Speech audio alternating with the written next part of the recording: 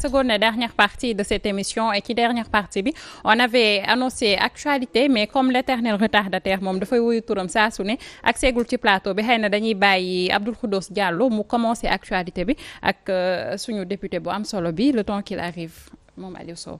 waaw Salma comme ni nga ko waxee c'est vrai que bu ñu dee xool tuuti la presse de ce matin mooy les journaux sànq sax biñ koy waxtaanee yaa ngi doon wax li nga xam ne.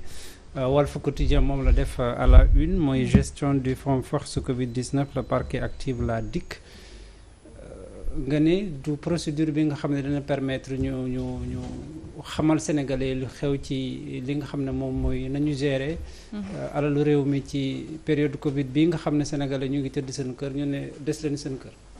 Absolument xam nga Abdou Khoudoss man bi ma ko déggee dama ne comme d'habitude on va accuser des lampistes ñi ñuy wax lampistes ñi nga xam ne maanaam mooy téyekatu lamp yi seconde main yi mais ñi nga xam ne ñooy véritable prédateurs yi du yegg ci ñoom parce que rapport Cour des comptes c'est vrai ay DAGE la incriminé parce que ñoom ñoo nekk au premier plan ñoom ñoo ordonné ñoo exécuté dépenses yi mais dépense dafa am ordonnateur te DAGE dafa am kilifaam c'est le ministre donc bu fekkee ne dañ jël dossier bi jox ko procureur de la République saytu ko daal di activer DIC ne leen convoquer ñi ak ñi dégg naa ci presse bi ñu ne des DAGE et des ministres seront convoqués par la DIC yooyu yëpp mooy xam nga ñàkk a xam bi parce que dañ xalaatloo nit ñi que ne ministres yi mun nañ leen convoquer à la DIC munuñ leen convoquer encore une fois moo wax fi problème bi sooxee c'est déjà Assemblée nationale bi ñu ko tegee lu tax teguñ haute cour de justice parce que mooy li may wax toujours c'est la première fois ñu am Assemblée nationale bu équilibré nii bu fekkoon ne député yu bees yi xam nañ bu baax li ñu war a def 1 mois après la première réunion de l'Assemblée nationale dañu waroon teg la haute cour de justice parce que boo xoolee sa règlement intérieur xool sa constitution daf lay yóbbu ci loi 2002-20 du 20 février 2002 pour biy teg la haute cour de justice naka la ñuy tegee haute cour de justice daf ne 1 mois après la première réunion de l'Assemblée nationale il est mis en place une haute cour de justice haute cour de justice boobu président la am ak ministère public ak 8 juges président bi pour garantir pour dépolitiser la haute cour de justice parce que c'est fortement politique quand même parce que c'est des juges politiques ñoo fay siéger pour dépolitiser la haute cour de justice ñu ne président cour suprême pourquoi ñu choisir président cour suprême parce que ñu ne ñëkk haute cour de justice di juger c'est quand même de hautes personnalités de la République c'est soit le président de la République pour haute trahison soit les ministres pour crimes et délits donc ñu ne ministère public bi c'est assuré par le procureur près la Cour suprême ñu am suppléant yi chambre criminelle ci Cour suprême ñoo leen di suppléer ñu ne boo tegee haute cour de justice automatiquement ñoom dañuy exister di liggéey dans ce cas bu amee situation bu mel ni bi Cour des comptes génne xam nga gars yi def nañ résolution pour mettre en accusation une dizaine de ministres mais résolution bi du jàll parce que dañoo fausser un peu. dañu fausser procédure bi.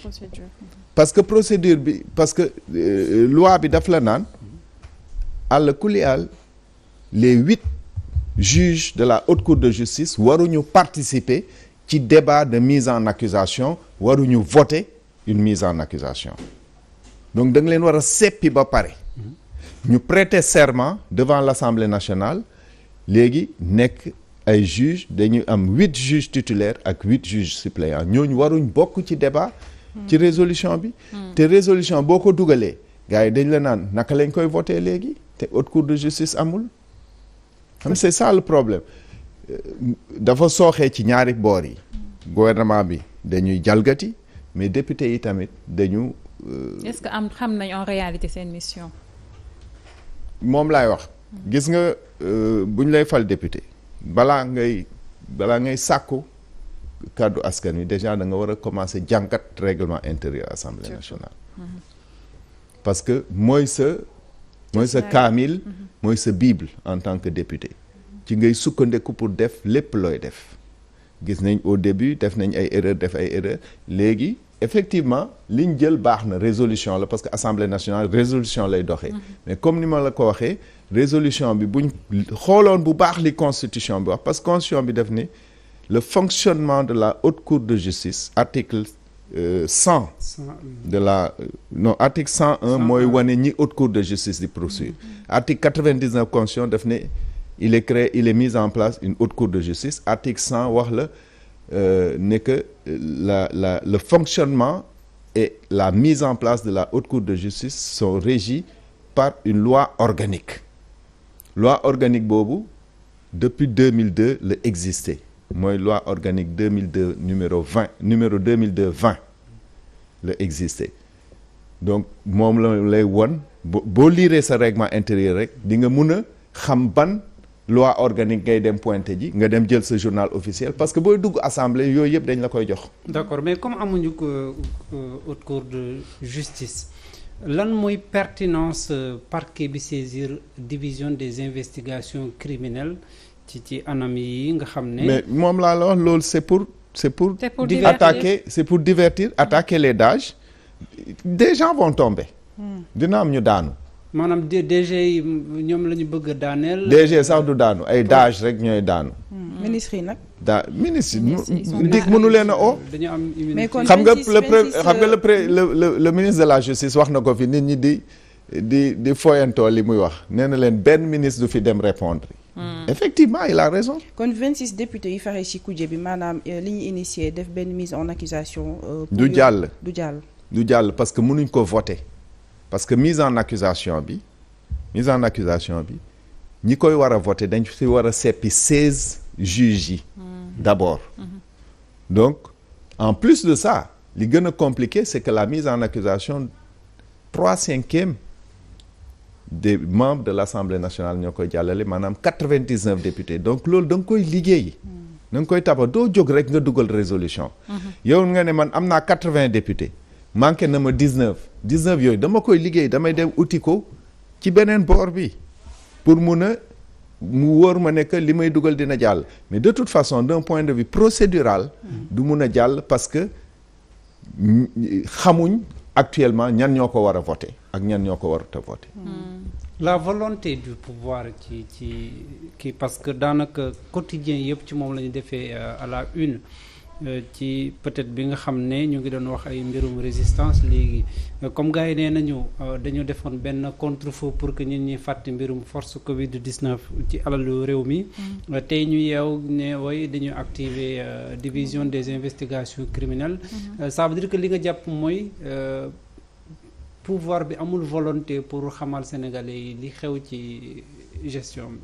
mais amu ci sax intérêt. amu ci intérêt parce que c'est des membres du pouvoir qui ont été les prédateurs de ce fonds. mais président c'est-à-dire man je sais pas ndax lire ngeen rapport bi. si parce que rapport bi li muy wone c'est d'une dangerosité extrême. mais honorable ñu bëri dañ naan rapport Cour des comptes président la neex moo tax mu génn.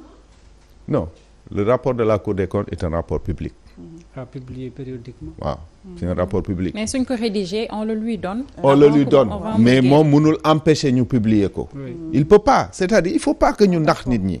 c'est-à-dire très souvent dañuy nax nit ñi par manque de connaissance les gens n'ont pas assez d'informations ñu ne la waa président de la République la neex moo tax mu génn non mënu ci dara. mënu ci dara dafay génn dafa war a génn c'est-à-dire bii dafa gën a intéresser nit ñi mais rapport Cour des comptes toujours dafay génn. boo demee les rapports sont sur internet. da ngay dem le délai n'est pas respecté. le délai n'est très souvent pas respecté parce que amuñu assez de personnel donc loolu tamit moo tax justice sooxe au Sénégal parce que on leur donne pas assez de moyens pour faire la mission. maintenant comme on dit instrumentalisation quelquefois day am tamit mënuma ko bañ mais dans tous les cas rapport bi. li muy révéler c'est des choses extrêmement dangereuses. te bu ñu waxee ne DAGE bi moo ko def ministre bi bokk ci loolu dafay tey xel parce que DAGE man mënuma nekk patron bi fii Walfadjri benn ligne éditoriale am fi ma ne yëguma ko DAGE mooy direction de l'administration générale et de l'équipement donc kooku mënul def dara loo xam ne ministre bi sant ko ministre yi bu ñu soxlaa xaalis pour dem political président de la république ci DAGE bi la ñuy jaar waaw dañuy ñëw ne DAGE bi man dama soxla 30 millions parce que président de la république dafay ñëw Kaolack dama war a mobiliser léegi yan justificatif la ñu war a joxe benn ñu def DRP ñu def ay DRP demande de renseignement de prix créer marché fu ñu waroon am marché 50 millions ñu def ko 80 millions génne 30 millions jox ministre c'est ça qui se passe maanaam surfacturation mais on le voit tous les jours Khoudous da ngay gis benn tali ñu ne la def nañ ci 2 milliards mu leer la ne tali bi defuñ ci 2 milliards li ci des fan la jaar fan la ruusee fan la commencé ñuy dindi ba mu yegg loolu tous les jours Sénégal dañ ci teg suñ bët te loolu moo tax Sénégal du avancer encore une fois le principal drame du Sénégal c'est la corruption on est dans un système de corruption mais vraiment très profond au plus haut niveau jusqu'au plus bas niveau dañ ko culturaliser c'est-à-dire jox nit dara pour mu defal la li ko war daanaka da nga naan am loo jëndee gros wala loo kii loolu moo dangereux y a une corruption acceptée dafa nekk fi mu nekk nii presque ci suñ culture loolu dañ ko war a éradiquer complètement dëkk yi avancé corruption amu fa dëkk mënoo am politique publique bu fonctionner correctement bu fekkee ne ki war a def dañ ko jox dara pour mu def. On a vu le Sénégal qui s'est placé premier parmi les derniers sax ci wàllum corruption donc je pense que day rejoindre rek li nga wax léegi. Indice de perception de la corruption la. de Forum Civil joxe 43. waaw maanaam day saytu naka la yëg-yëg bi sénégalais am ci corruption. c'est-à-dire dañuy dem par exemple mairie. ñu laaj Khoudous yow da nga ñëw pour out extrait de naissance est-ce que pare nga joxe 100 francs wala 200 francs chargé d'affaires bi pour mu dem mu gën a gaaw ça c'est extrêmement grave loo xam ne yow yaa ko moom ka koy liggéey yow sa doole moo tax ñu koy fay nga ñëw di ko yokkalaat dara ba pare nga d'accord ci loolu mooy problème bi parce que pour mu am un corrompu il faut qu'il y ait un corrupteur donc ñaar yëpp dañ ko war a éradiquer te loolu du répression moo koy dindi njàng moo koy dindi kon corruption bi ci biir société bi la tàmbalee parce que nag quoi qu'on puisse dire président de la république bi ce n'est ni un congolais ni un malien c'est un sénégalais te gëm naa ni keneen itam kii nekkaat président ci biir Sénégal lay génn est-ce que quand même jotul ñu ñuy Sénégal ñu change suñu ay comportement ba nga xamante ni jikko yi ñuy bëgg a gis ci kaw dinañ ko mën a gis ci ñoom moo tax ma ne li koy dindi du répression c'est-à-dire doo ñëw di dóor nit ñi parce que nit doo sàkku ci moom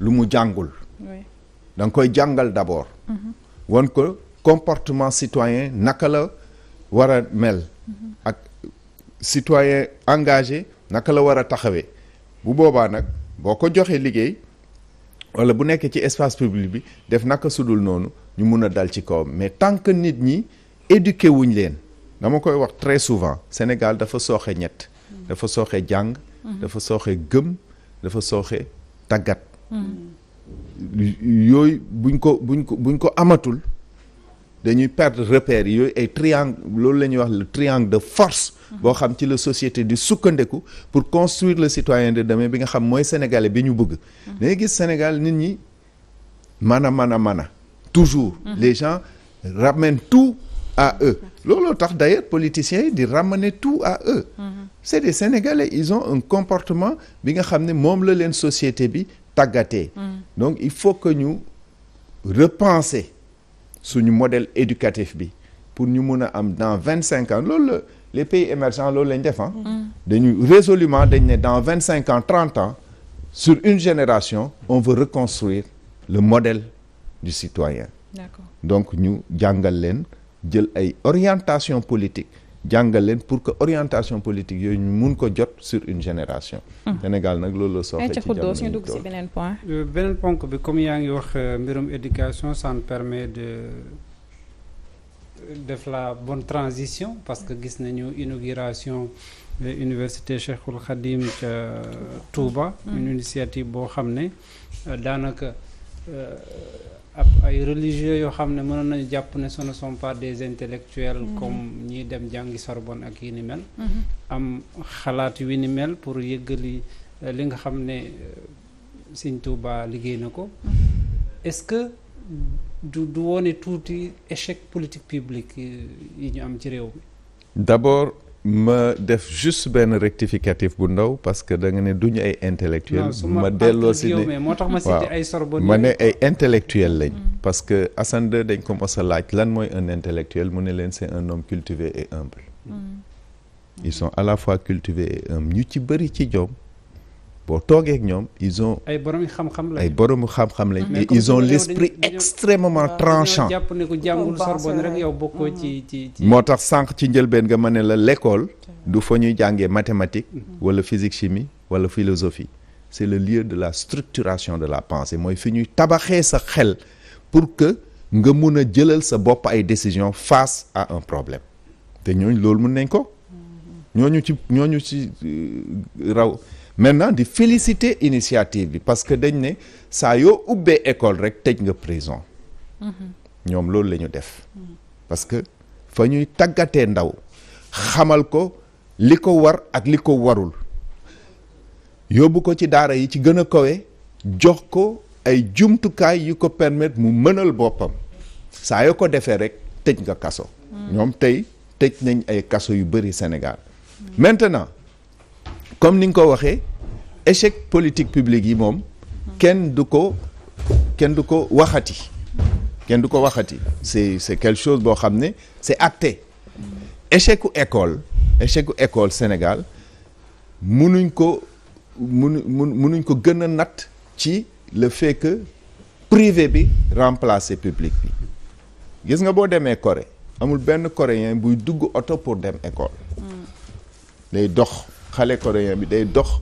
pour dem école c'est ce qu'on appelle l'école de proximité nit ñi dañ war a mun a jege bërëbu jàngukaay ba Sénégal da ngay gis ay xale yu dox ay kilomètres pour mun a yegg ci bërëbu jàngukaay ba kooku ban rendement nga bëgg mu am intellectuellement da ngay gis xale boo xam ne day xëy day fajaru ba nga xam du mun a ndekki pour mun a dem école ban rendement lay mun a am donc pendant 30 ans daanaka dañu travailler à déstructurer le public école publique kenn bëggatul sa doom dem fa te ñun foofu lañ jàngee Macky Sall miy jiite Sénégal tey école publique la jàngee man école publique laa jàngee ñu ci bëri ñi nga xam ne ñu ngi am 50 ans 55 ans école publique lañ jàngee à l'époque dañ doon wax ku dem école privée c'est parce que da nga échec ci public bi aujourd'hui kenn bëggatul yóbbu doomam ci public bi parce que c'est devenu vraiment un lieu de déchéance loolu dañ ci war a réfléchiraat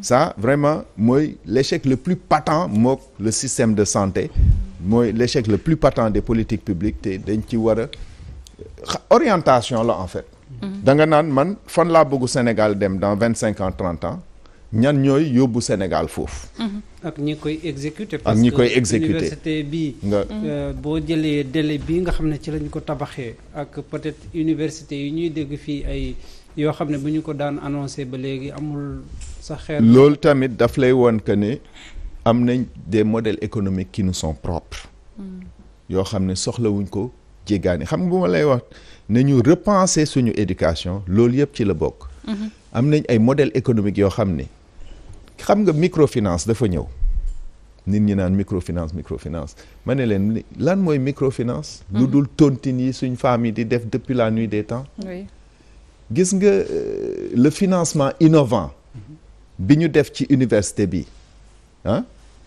man en 2012 bind naa ci note jagleel ko président de la République. mu nekk lu am solo je pense qu'on a eu à commencer l'actualité sans Aliou Sow parce que dafa tardé woon. non vous pouvez continuer. monsieur le retardataire si ban ngeen nekkoon. waaw on a eu à discuter peut-être de la Cour des comptes. DIC mi nga xamante ne jamono ji ouais on a discuté de ça wax nañ aussi ci université Cheikhoul Khadim bi donc mi ngi noonu ci ponk yooyu lañ tolloon. D'accord eh bien moi on va essayer de poursuivre cher monsieur bonjour. Bonjour gars yi maa ngi leen di sant leen gërëm quelques excuses par rapport au retard. Bah c'est que man dama doon réfléchir sànq ci suba. mais may xalaat.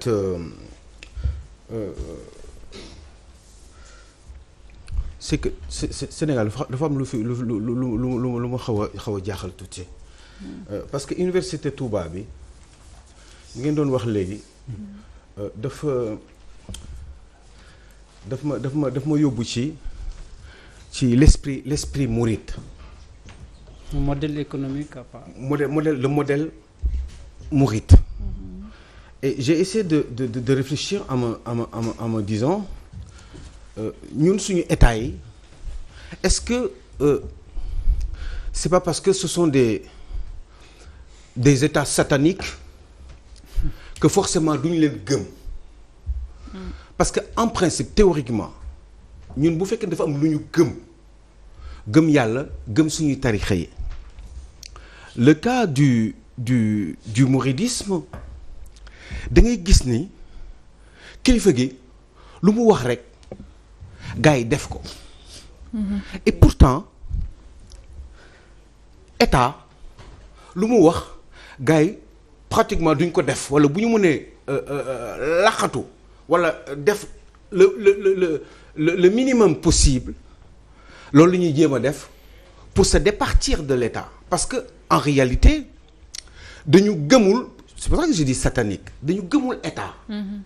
Et comme gëmuñu état des fois je me demande est-ce que suñu système bi duñu ko changer comme dañ ko calqué woon contrairement à nos us et coutumes ñu calqué ko par rapport au style occidental à la civilisation en général judéo-chrétienne.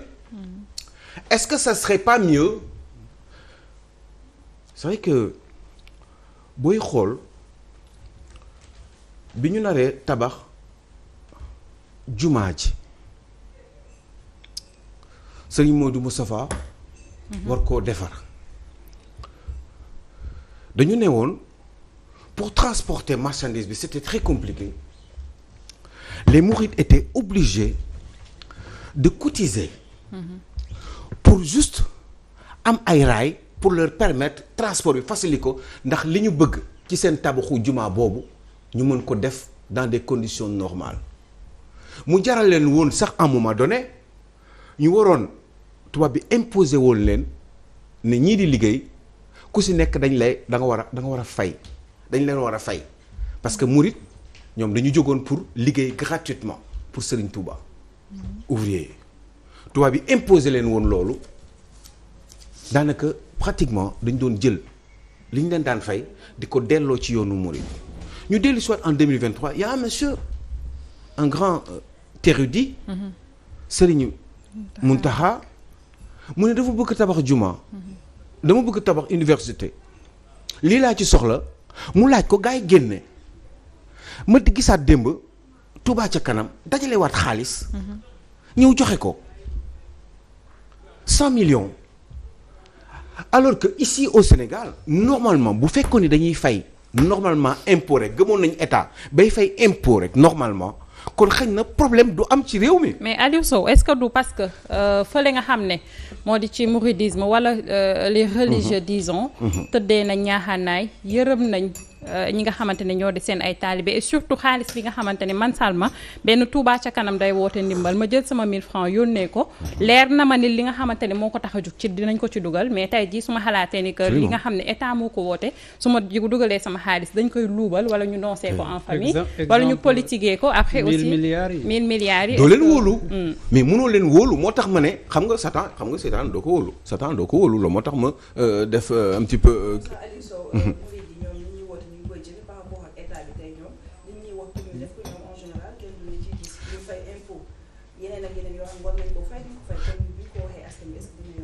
mais moi je pense que ni il faut qu'on arrive à gëm état bi comme ni ñu gëmee je peut-être que je rêve mais comme ni ñu gëmee par exemple yoonu murit comme sëñ Babacar par exemple Sy Mansour soxloon benn affaire léegi gars yi dañ koy génnee. oui mais comment ça se fait que ñun bu ko état laajee duñ ko def. parce que état moo war a doxalin boobu ba pare. kuy digle cangaay da ngay set. nit ñi mën laa wóolu xëy na. ok donc moi je pense que ni kon je crois que état bi bu fekkee ni dañu bëgg dajale alal réew parce que moi je reste persuadé que ni li ñu am ci ay nit mën na lijjanti Sénégal monsieur vous pourriez intervenir. Chéri Monteil oui grand député je regrette beaucoup que nga bañ a delluwaat Assemblée nationale yuuxu naa ko fu nekk. non juste pour dire que ni est-ce que ñun du ñu jéem a xool nan la ñu mën a am ay guide. des fois xaw ma sama xel fu nekk lay ñëw mais des fois dama naan mais est-ce que bu ñu amoon un régime dans à peu près le même style que non l'Iran mais avec suñu guide religieux yi. nekk espèce kii xaw ma damay laajte rek parce que finalement dama ne xëy na ñooñu rek la ñu mën a wóolu. parce que man dama gëm ni xam nga man tey jii nii soit 1 million. si mu doxalee mooy jox ma 800000 yi dama am lu ñu war a def léegi nii ci ay école wala yooyu wala ay daara. amul teg xel. mais su ma ko amul dina ma metti trop. dëgg la. est-ce que yaa ngi dégg donc forcément pourquoi quand c'est l'État man j'essaie de voir nan laa mën a def pour luubal pour joxe le moins possible parce que tout simplement je ne leur fais pas confiance. boo demee Iran par exemple ils ont un gouvernement. avec un président de la République mais am nañu koo xam ne mooy le guide suprême. boo xam ne ay nit. ay kilifa. ñoom religieux ñoo ko fal jiital ko pour muy orienter ba di orienter celui qui dirige le pays ak son gouvernement. kon est-ce que ñun c'est pas mieux ñu changer de modèle ba ñu def pas forcément comme le modèle occidental parce que ñoom encore une fois boo xoolee seen histoire. ci dafa am fu mu jaar. est-ce que njiit yi duñ defar seen jikko rek tamit. mais jikko yi xam nga pour nga defar ko day compliqué trop parce que dañu calqué trop ci Occident depuis d'abord avant l'indépendance plus de 300 ans après ñu jékki-jékki nekk dans le même modèle toujours suñu régime parlementaire yi même chose bi la daanaka. président bi c'est à peu près les mêmes prérogatives nomination yi c'est pareil est-ce que on doit pouvoir une personne lambda nit simple. jël ko ne ko yow yaay président de la République yaay buum di buum yi xam nga dama leen di faral di wax ni un président de la République pratiquement au Sénégal mais comme yàlla. moom dee rek mooy différence bi moom ak yàlla. mais lu ko neex tey un président de la République bu ko neexee léegi mu faagagal la. bu ko neexee léegi mu am na ay pexe pour tëj la kaso bu ko neexee léegi mu bàyyi la bu ko neexee mooy nommé mooy xool aw ko ne xamul dara ci àdduna mu ne xaaral aw ko ne dama koy def ministre wala dama koy def directeur sangam wala PCA nangam di ko fay sangam. si sama xaalis man bi nga xam ne man moom laay bokk di ko ak samay njoñ sénégalais di ñu koy cotiser. ayca mi ngi noonu. c'est quand même curieux. xëy na am na ci parole. en fait li ma jàngat ci li Alioune di wax c'est que quand le guide religieux prescrit ñu def bu état prescrire du ñu def il se pose la question pourquoi. Et il propose même que ñu xool pourquoi pas un modèle tel que celui de l'Iran mais bu boobaa Alioune dafay nekkaat une copie et une pâle copie. Parce que on dit que notre système de gouvernance on l'a copié de l'Occident. Si on va copier le système de gouvernance de l'État islamique iranien, ce sera une autre copie. Ce qui est important quand on met en place un modèle politique, un système politique, c'est que dafa war a adossé wu à notre histoire et à notre culture. dafay delloo si li ma waxoon li ma ubbee woon Cheikh Anta Diop. dafa bind lu bari sur l'identité culturelle de l'Afrique noire fu bind lu bari ci l'état fédéral africain ñu war a revisiter suñ culture et notre histoire et quand on revisite notre culture et notre histoire on ira au-delà du christianisme et au-delà de l'islam. Est-ce qu'on est prêt à faire ça? C'est la grande question. Notre histoire en tant que peuple va au-delà de l'islam et au-delà du christianisme parce qu'on a été autre chose avant d'être musulman ou chrétien. C'est ça la réalité. Est-ce qu'on est prêt à le faire? Si on n'est pas prêt à le faire, il faut pas engager le débat. Dissocier en fait la croyance ak li nga xam ne moom mooy le travail. Non, je parle du système politique de gouvernance. foo gis dëkk boo gis son système politique est adossé à son histoire et à sa culture. Ñun notre système politique est extraverti. Il est adossé sur quelque chose qu'on a copié de l'Occident. Lui, il propose de copier le système politique islamique. Je dis, ce sera toujours une copie. Mais Non, il fait une réflexion. Il fait une réflexion. Oui. Je dis, ce sera toujours une copie. Ok. Si on veut avoir notre système politique qui nous est propre, boo xam ne bokkul ak li Occident indi wala li keneen indi, dañu war a revisiter ñu xam notre propre histoire. Parce que xamuñu ko. C'est vrai. Notre histoire, on la connaît pas. Jàngaluñu ko, c'est l'histoire écrite par le colon la ñuy jàngal. Effectivement. Et l'histoire écrite par le colon est une histoire complètement déformée. Il y a eu de grandes nations africaines, de très grandes nations. L'empire nu ñu koy waxee. Non. Le Cayor, par exemple. Non, pas le Cayor, mais avant le Bénin, le Ghana, le Grand Dahomey. le Grand Dahomey, le Ghana, l'empire Mandeng. C'était des empires structurés avec un système de gouvernance connu. dañ ko war a revisiter. Mais est-ce que pare nañ pour dem ci loolu? Monsieur Monté, il n'y a jamais de copie parfaite. Copie bu parfaite amul ci àdduna da ngay xool say exemple xool ndax méngoo na ak yow li ngay nuru nga def ko. Ouais, mais pourquoi copier si on a quelque chose qui nous est propre? Je n'ai pas parlé de régime islamique. Gis nga clergé boobu may wax noonu am Iran pardon moom mooy am bu boobaa moo tax ma ne la y a jamais de copie parfaite. On dit quoi? République quoi la ñu wax? Non, république d'Iran. Non, déedéet. On dit pas la République d'Iran. Non, mais oui. On dit quoi? République islamique d'Iran. Voilà. Non, mais waxuma loolu. Non. Ça dit tout. Est-ce que comprendre nga je répète dama ne clergé boobu noonu ñii ji doon ñëw git yooyu da dajaloo. fii nii au Sénégal dañ koy adapté par rapport ak ñun suñu dund. Mais pourquoi? Non bàyyi ma wax la ni ñu koy defee. ni ñu koy defee yow non waxuma ni ñu koy defee ni ñu koy defee xam naa ko. non pourquoi la Sénégalais laay wax. pourquoi peut-être que bu ma waxee si Sénégalais. pourquoi ñu war a def loolu. mais ki koy jiite buñ ko falee à vie mun na nekk Hyacinthe Thiandoum. déglu ma rek non déglu ma je termine. li may wax non c'est non je termine. non c'est complètement ridicule de dire mun na nekk Hyacinthe Thiandoum wala mun na nekk kii c'est d'ailleurs yaa ngi gis problème bi mun a non déedéet amul problème. yaa ngi koy non am na forcément. non déet on est dans un état laïque. est-ce que je peux terminer on a plusieurs religions. On a plusieurs religions dans notre espace. Il ne faut pas que ñu indi un clergé qui va diriger. Non waxuma qui va diriger. Non on a des musulmans. On a des chrétiens, on a des animistes. Il ne sera jamais acceptable. Il ne sera jamais acceptable dans ce pays de penser une seule fois qu'un clergé puisse chapeauter le politique. D'accord. C'est impensable. Non, il ne va pas chapeauter le politique, mais orientation la wax au départ. Il n'a même pas orienté le politique. Si xam nga lu tax. Les intérêts ne sont pas les mêmes. Non, si. C'est complètement écarté. Non, déedéet. Non. Yow même gis nga le piège que ça. Non, amul piège. Si. Yow même tu vois. Non, je vois rien. Ce que je vois mun naa ko expliquer. Pourquoi nga ne Hyacinthe Thiandoum? Non xam nga non parce que xam nga wax. Vas-y. wax bi monsieur Montey wax bi. Je vous écoute. Oui, les autres aussi m'écoutent. Après bon, on verra bien. On vous écoute. Non, c'est que boo gisee may wax lii boo si yokkee clair bi dama la bëgg a leeral ni parce que da nga tudd république islamique moo tax ma wax la loolu ba pare avant loolu ma njëkk ne la il n'y a jamais de copie parfaite da ngay seet li nga xam ne baax na ci àdduna bi nga te mu méngoo ak ñun suñuy culture xam nga man tey jii nii Macky Sall bu waxee Sëñ Mountakha wax li Sëñ Mountakha wax laay def. nii may wax ak yow ni et pourtant je suis un petit intellectuel qui réfléchit. Qui a même une influence occidentale waaye am na loo xam ne fort na ci man ba nga xam ne man Serigne Mountakha bu waxee tey moom laa def sëñ Mbaye Sy Mansour ni tey bu taxawee nii affaire bi xaw a kii nii ci Macky Sall taxaw ci moom laa si sëñ kii laa gën a ragal man. non mais l'islam n'est ni africain ni sénégalais. non dama lay non xam nga non. pourquoi nga koy comparer avec l'Occident. non déedéet mais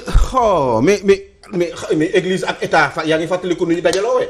fan mënu mu fi nekk di l'expliquer histoire. Non, église ak état nu ñu amee entre la morale et quelle est la différence? Est-ce qu'il y a une différence entre la morale et le droit? Par exemple le droit qui a été créé, est-ce qu'il y a une différence entre la morale bi nga xam ne dafa am fu mu jógee ak le droit?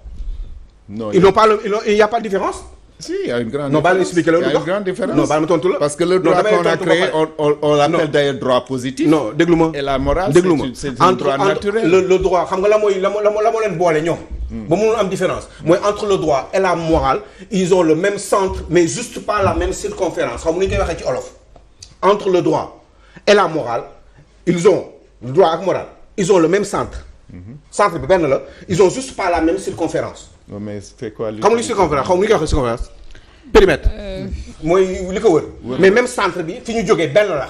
wërmbël.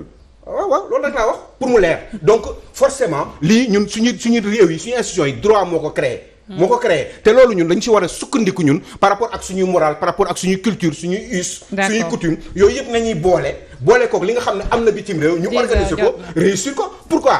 pourquoi mais non waxuma problème islamique je n'ai pas parlé de régime islamique. c'est clair non pour mu leer rek quoi sénégalais yi xam parce que je ne suis pas en train de dire que je veux un régime un système islamique je veux juste un système boo xam ne ñun ñi nga xam ne ñu jiite parce que je suis sûr mais man monseigneur kii Ndiaye. Benjamin Ndiaye mais am na yoo xam ne kii naa ko ci moom.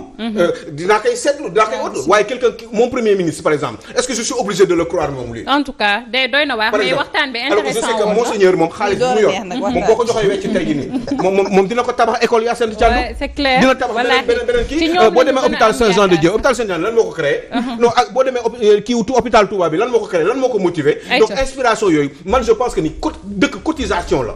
te xaalis boobu laa wóoluwul man di ko jox ñi nga xam ne man ak ñoom ñoo nduroo. te boo saaganee man mi maa leen tane. ayca nee na tuuti liggéey bi am na solo di la jaajëfal bu baax a baax waxtu bi xoj nañu fi nekk nii di la jaajëfal alors di la jox rendez-vous demain incha allah. tardé baaxul quoi parce que lii mooy wax parce que waxtaan baa ngi doon lii laay wax kon yow xam nga ni tardé baaxul. waaw yow kon xam nga ne tardé baaxul. xam nga ni tardé baaxul xam naa ne tardé baaxul dama xamul fu may jaar rek. loolu daw bay sonn ñaari 24 heures dafa tuuti ci man. yàlla baax na ayca di la jaajëfal di la jox rendez-vous demain incha allah di jaajëfal monsieur Théodore Chérif Monteil xëy na. je regrette beaucoup ni lu mu nekkul. député kii amul xam nga mooy yi may wax quoi. boo gisee ay Fouta Tampi xaw ma keneen ki lu mu tudd. kii Macky mu nekk biir assemblée nationale alors que monsieur Monteil est là sama voilà ayca ñu bàyyi ko mu yàlla rek a tax may wax. mi ngi aar Sénégal yàlla na la yàlla yóbbuwaat fi nga jëm. tàggoo la jërëjëf Salma di wax Alioune demain bul tardé comme ça. nga mën a su ma xamoon maa ngi ñëw. nga mën a suuxat débat bu baax. inchallah di remercier bu baax Khoudous c'est très bien di ko encourager. Parce que il pique et man j'aime bien la contradiction. C'est quand on me provoque que ma réflexion devient de plus en plus pointue. di remercier nag particulièrement suma xarit Awa. nga xam ne à chaque fois moom mooy pour ma ñëw participer ci petit déj di wax ne je suis toujours disponible. chaque fois que ngeen soxla ma pour n'importe quel débat. quel que soit le type de débat. Je suis à votre service. Je suis au service du Sénégal. Et Alioune mu ngi koy wax beaucoup de gens disent waaw pourquoi delluwuma assemblée ma ne leen nit ki fu mu mun na nekk ci Sénégal. mun na servir dëkkam. assemblée 165 personnes ñoo fay nekk. ñun ñëpp munuñ faa nekk. buñ fa génnee it ëllëg ak si biir ñu continuer fa ñu nekk. di béy ngir Sénégal jëm kanam. mu ngi noonu am na solo di la jaajëfal bu baax a baax di rafetlu bu baax a baax xam-xam bi nga xamante ni becc nga ko fi ndax je pense que ku xamul Théodore Chérif Monteil rek dégg nga ko ci loi yu important yi nga xamante ni il a eu à les rédiger waaye nag taxawaay bu am solo bi nga xamante ni taxawoon na ko foofu ci assemblée c'est juste dommage parce que nag delluwaatu fa mais nag comme ni mu ko waxee rek waar wi yaatu na ku ci nekk rek mën nga koo bay de là où tu te trouves donc di la jaajëfal bu baax a baax xam naa beneen yoon aussi dinañ amaat yeneen jotaay waxtaan di la jaajëfal di jaajëfal fidèles téléspectateurs yi nga xamante ne ñu ngi suivre émission bi depuis ce matin waaye duñu fàtte